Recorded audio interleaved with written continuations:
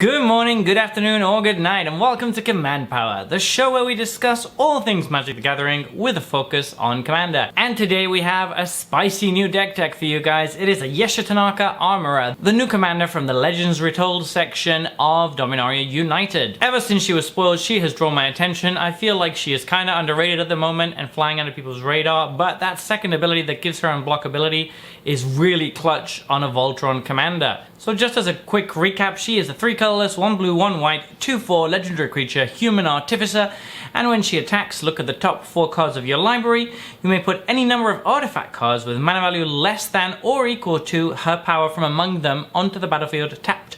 Put the rest on the bottom of your library in a random order, and she can't be blocked as long as defending player controls 3 or more artifacts. So obviously the way we're going to go with this build is very Voltron, very equipment based, because that's going to pump her power up and then make it more likely that we actually hit with her ability. So without further ado, let's get started with the card by card deck tech. And the first card is Arden, Intrepid Archaeologist. You're probably not surprised to see this guy here. He is amazing in any equipment-based deck, and this is no different. He's going to let us suit up our Ayesha Tanaka without any problem. Even if she gets killed, we can just replay her and immediately equip all of those equipments back on. Next up is Armored Skyhunter. It just provides a little bit of redundancy with an effect that is very similar to Ayesha's itself, and in a way it's even better. It's going to work super well with our swords because we're going to get the trigger off of them immediately if the creature we attach it to connects. So this is just a really good card that should be in most equipment decks. Next up is Auriok Steel Shaper, and this is mostly here to cheapen the equip costs because we don't really have that many soldiers or knight, although there are a couple. But that being said, this just makes all our equip cheaper, which we really want. Cavalier of Dawn does a lot of things that this deck wants to be doing. The first ability is super relevant because we're going to get to kill something, but more importantly, we are also going to give the opponent an artifact. So if they're just missing one artifact to make Ayesha unblockable, this can suddenly open up a route for us. And the death trigger is also good because it's going to return an equipment that might have been removed to our hand. So this card synergizes perfectly with the deck on many different levels. Next up we have Denisha Kapathan Paragon. She just makes our aura and equipments cheaper. Not much to be said here. The new Denitha has also made the cut, and again she provides a little bit of redundancy with a similar kind of effect to Ayesha's, although it is mostly going to be from our hand. That being said, the Graveyard Recursion ability is really good because they're probably going to deal with some of our equipment at some point in the game, and then she can just bring them right back, which is super nice. Etched Champion is particularly good in this deck because we're almost always going to have Metalcraft, and since all our equipment are colorless, we can just suit them all up on him, and it's going to be very difficult for our opponent to remove him. So he's just a good secondary creature to carry all the equipment, as well as Ayesha Tanaka. He can also be left on defense if the opponent is threatening something dangerous. Kemba Ka Regent is another good one to suit up and put a lot of equipments on. If Ayesha gets removed, we can just leave this here and start making cat tokens, and this should be able to overwhelm our opponent in a very short order. Padim, Consul of Innovation, is mostly here for the first part. That's going to give our artifacts indestructible, although that being said, it is quite likely that we have the artifact with the highest mana cost, at which point it's also going to be drawing us cards, which is fantastic. So it gives hexproof to artifacts but not to himself, which means they're probably going to try to remove it, and that's where a couple of the other cards in the deck are going to come up that we're going to be talking about later that can turn Padim into an artifact himself at instant speed. Direction Metamorph is just a really good card to hit off of Ayesha because it's going to let us copy the best thing on the board. Pure Steel Paladin is a really nice one because it triggers on equipment entering the battlefield and not being cast. We are going to draw cards off of Ayesha's ability with this, which can lead to some super broken turns, and then the equip for 0 ability is perfect in this deck too, so this just functions on every angle that we want it to. Shram Senior Edificer is a really good one for drawing cards. It's good in every equipment deck. It's a little bit less good in this deck because we are going to be hitting some off of Ayesha's ability and they are not going to draw us a card,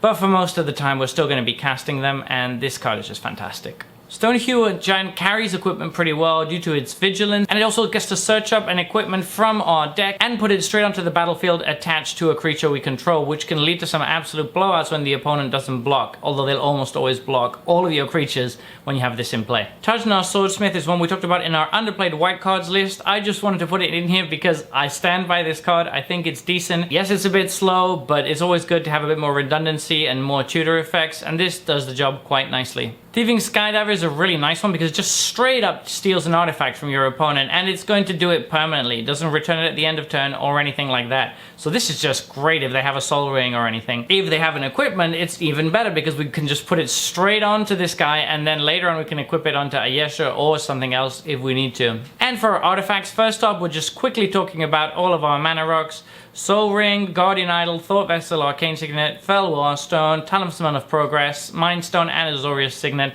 They all have slight differences and slight things that they do better than some of the others, but for the most part, they are just ramp. The good thing about Guardian Idol in this deck is it can be a creature in a pinch, although it's quite inefficient to do so when you have to pay all the equip costs. Batterskull is a really good one to hit off of Ayesha because the token it makes does not come in tapped even though the artifact does, so it can still block whatever they swing at you with. Black Blade Reforged is a staple in any Voltron equipment deck, and it's no different here. It's going to make Ayesha huge, and it means that pretty much any artifact we hit off of the top is going to be usable by her ability. Commander's Plate is going to give Ayesha a nice bit of protection against red, black, and green, which are colors that have a significant amount of removal, so that's always nice, and it's just going to let you swing through a lot of board states. Darksteel Forge is a really strong card that we're hoping to hit with her ability late game once she has enough power, but we're totally fine hard casting this as well. It's going to give all of our equipment protection, and again we can use certain cards in our deck to change the card type of some of our creatures. So for example, we could save Padim or Ayesha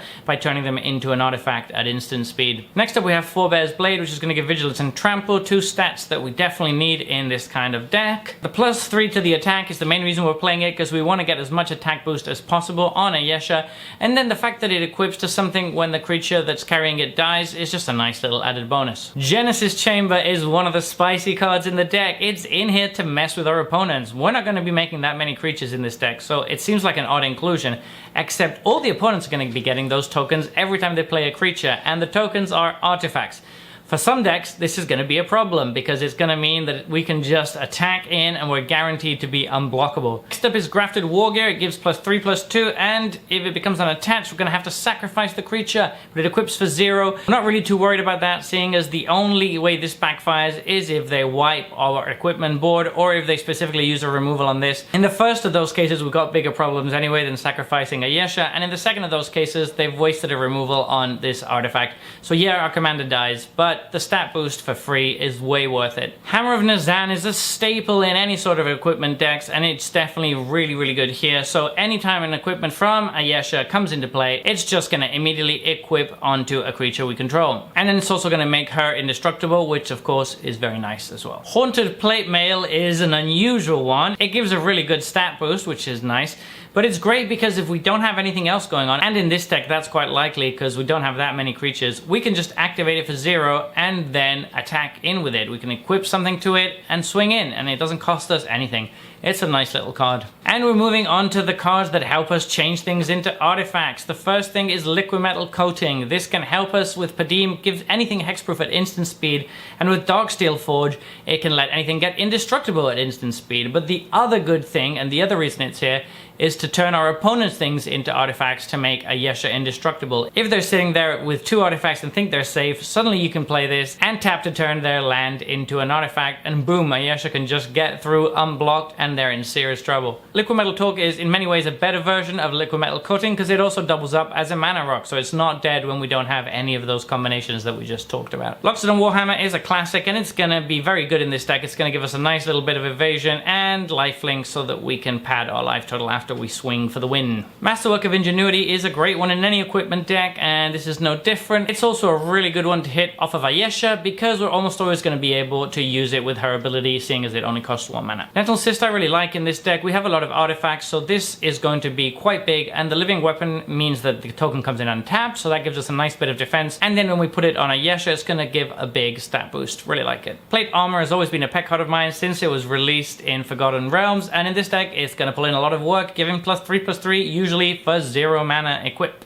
which is very nice. Robostars is still a little bit underrated, and it's one of the best protection equipments in Commander. The creature that phases out is going to keep all of its equipment attached to it, so when it comes back in, it can just start smashing all over again. Really great card. Not much to say about Sculpting Steel. It's going to let us copy the best artifact on the battlefield, so that's always good. Trionic Resonator is there to copy Ayesha's effect. It's often not worth to include this in decks, but in this particular one, doubling up on the trigger is so good that it's well worth the 2 mana, because you're probably going to be cheating a lot more than 2 mana when you hit. Swift of Boots is a really nice one in this deck, giving us haste and allowing us to get the Ayesha trigger off immediately. We don't have Lightning Greaves in here because Shroud makes it a bit awkward to equip the equipment we hit with Ayesha. Sword of Hearth and Home is a nice one. We're going to double up on a couple of the Enters the Battlefield triggers that we have in the deck.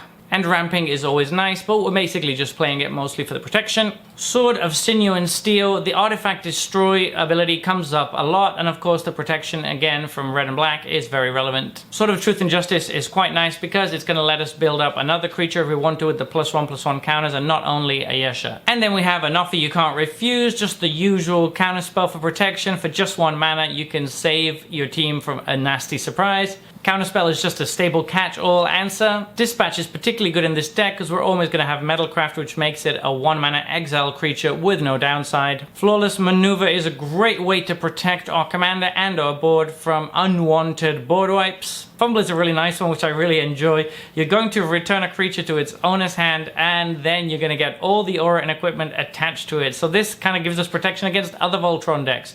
And Voltron decks are well equipped to deal with Indestructible and stuff like that, but not always with bounce necessarily. So we can sometimes catch our opponents with their pants down and just absolutely turn our commander into a monster with this. But even if you're just using it to steal 1 sword, it's pretty good. Generous Gift is just a nice piece of catch-all removal.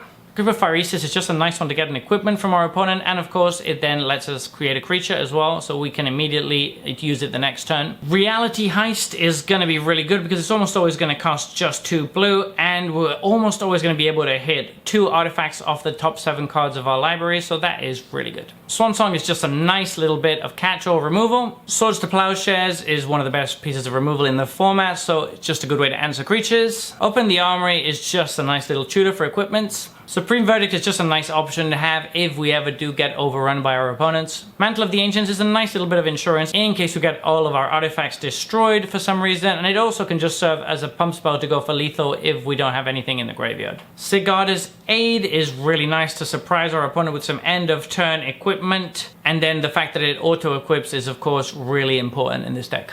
Nahiri the Lithomancer does a few good things in this deck. You can actually cheat on mana by putting an equipment into play, and if it's a Phyrexian living weapon equipment, you're actually getting a creature as well.